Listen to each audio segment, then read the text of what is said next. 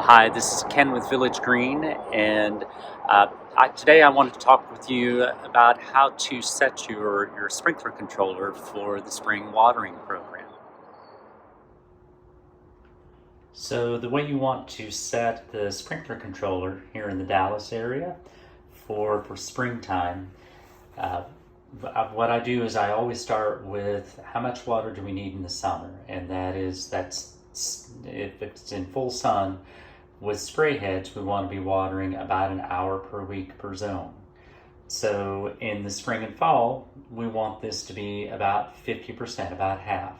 So that means 30 minutes per week per zone, again in the full sun. In the shade, it's less, but we're going to assume that these areas that we're watering today, these are going to be in the full sun. We have the date and time. This is already set correctly. We want to go to start times, and I normally use 2, 4, and 6 in the morning because it's an easy time to remember.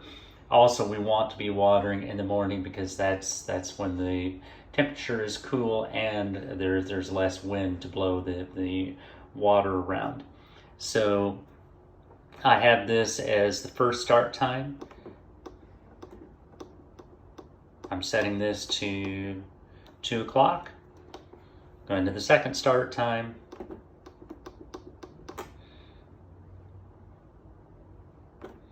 I'm setting this for 4 o'clock.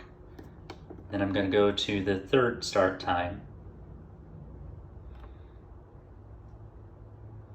And I'm setting this for 6 a.m. Then I'm going to go to the run times. And I like to set the run times to 10 minutes each time. Our clay soils around here can't absorb more than that at a time. So 10 minutes is a good simple number to use, and it causes the least amount of runoff.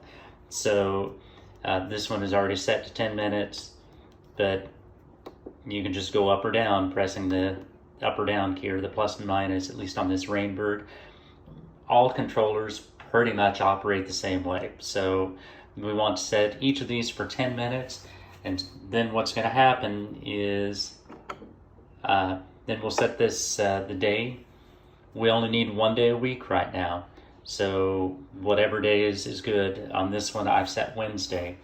So at this point I turn it back to auto, and what's going to happen is on Wednesdays it's going to go off at 2 o'clock and run for 10 minutes, go off at 4 o'clock and run for 10 minutes, and then go off at 6 o'clock and run for 10 minutes. What that's doing is allowing the water to soak into the soil, so you have the least amount of runoff. But it's also giving about the right amount of water that we'd be losing from. Usually we'll set this from about April until somewhere around June when we start having the warmer weather.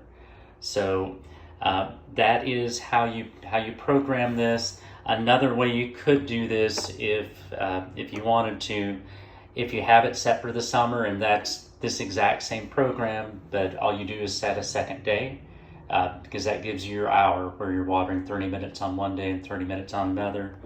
You can go to the seasonal adjust then and just put this at 50%.